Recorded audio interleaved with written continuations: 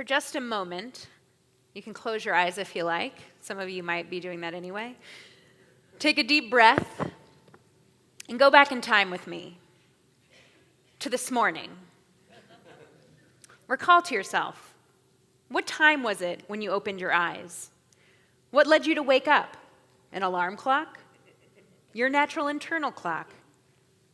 Not speaking from experience, of course, maybe it was a sweet, crying, beautiful baby. Did you hit the snooze button? Once? Maybe twice? What was the first thing that came to your mind?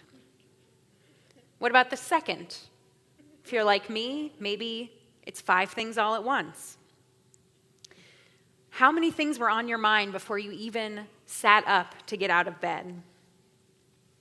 According to what I'm sure is a very scientific study from sleepjunkie.org, nearly half of people wake up and are immediately burdened with worry. I was surprised that that percentage was so low. It was only like 52% or so.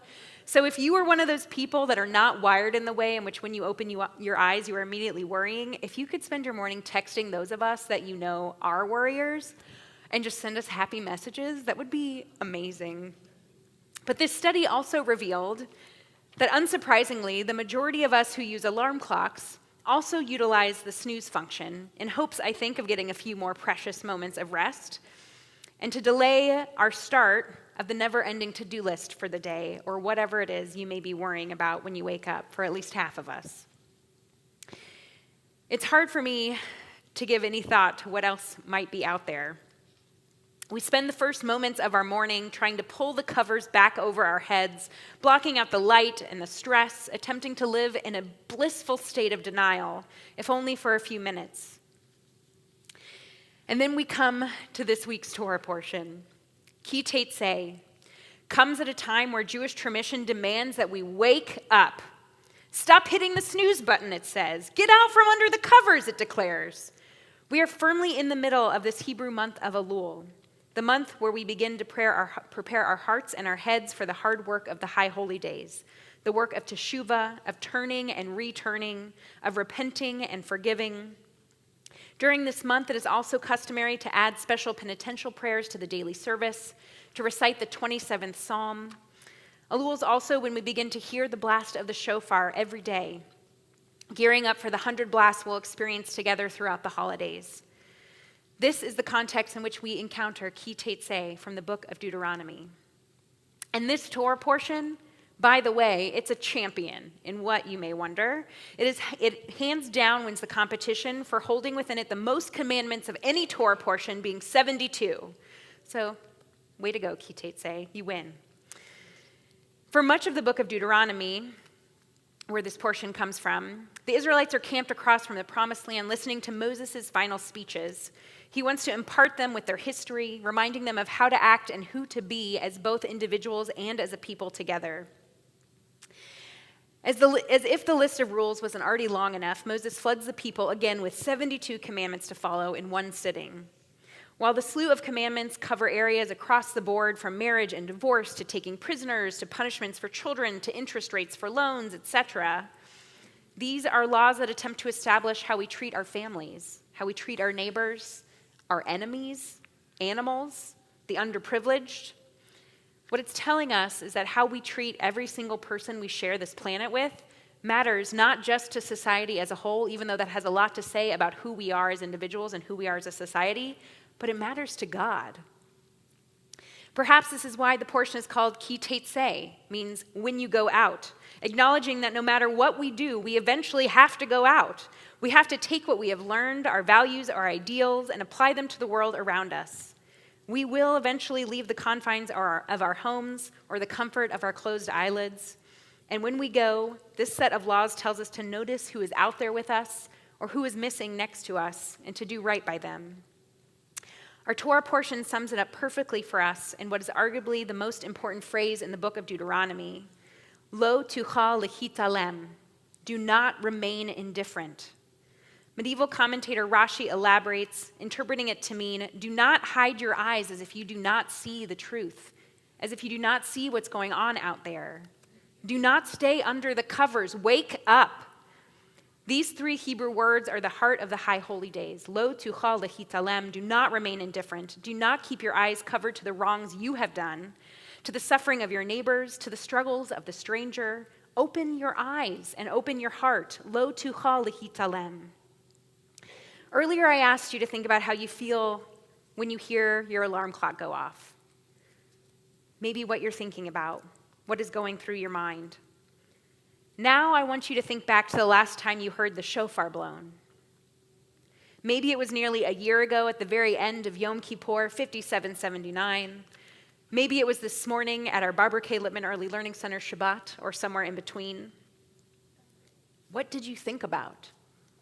What did that sound make you feel? What did it elicit in you? How is it similar or different to when you hear your alarm clock? Somehow, when I hear the shofar, my first thought is never a worry, something I'm waiting to do, something I'm needing to finish. I'm not thinking about how I can pull the blankets back over my head. My first thought is lo tuchal lehitalem, do not be indifferent. So I want to tell you a story that's related to the shofar, and to this shofar in particular. This is my personal shofar, and it helps me remember these words. Lo tuchal lehitalem, do not remain indifferent. So it was during our first year of rabbinical school, one of our teachers, Rabbi David Wilfond, took a group of us shofar shopping, something that happens in rabbinical school. Many of us do not already have our own shofars.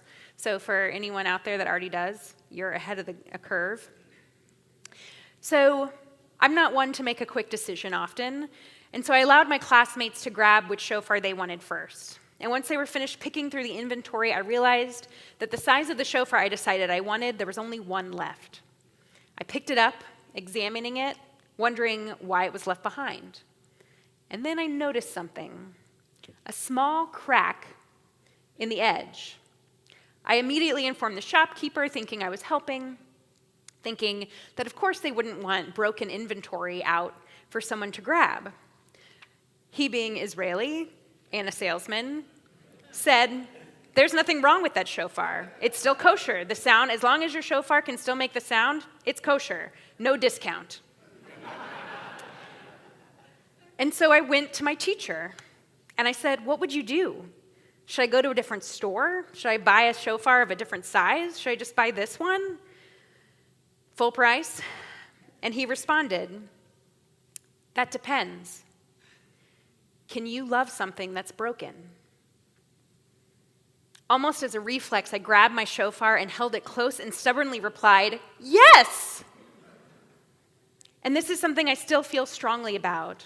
Not just about my shofar, that you can come and see the crack at the end of services, but about everyone and everything.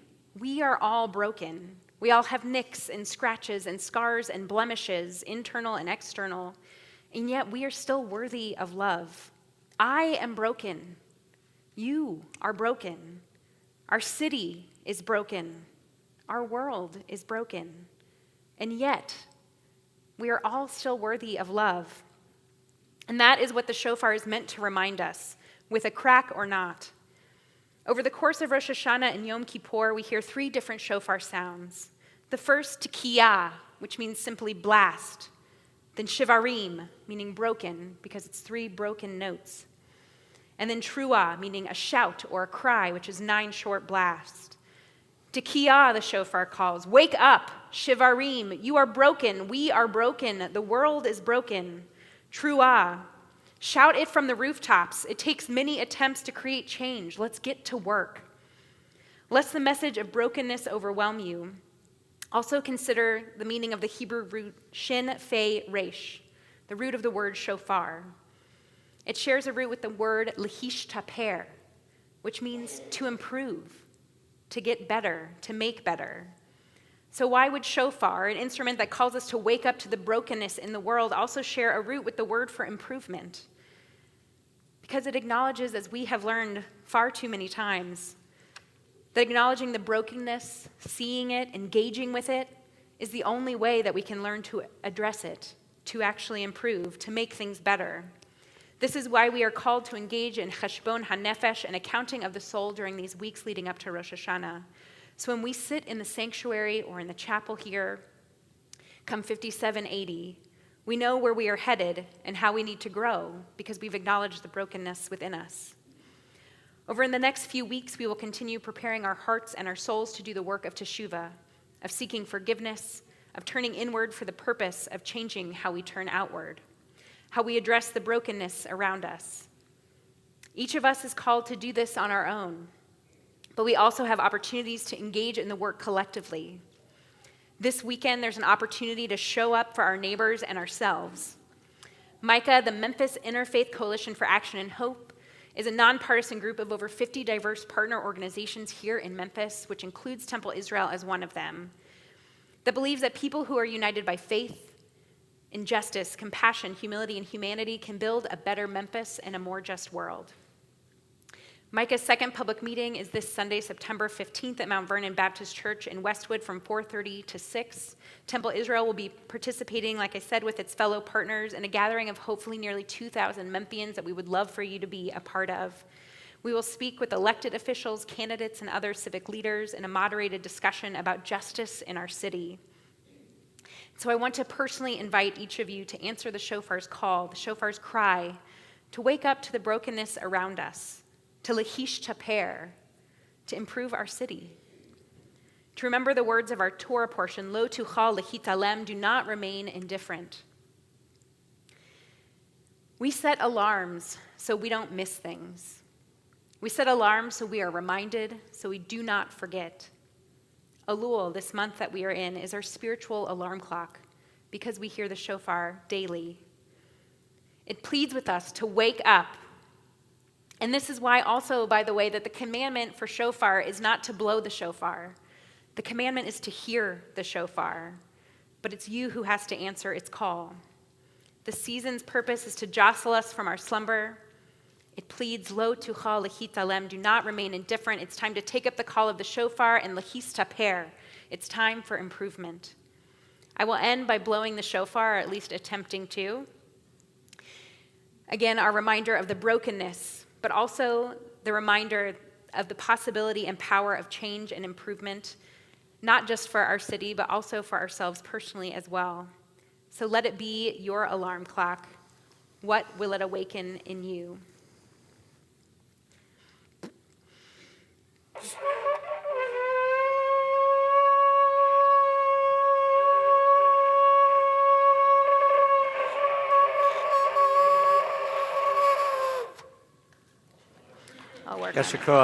I'll work on it.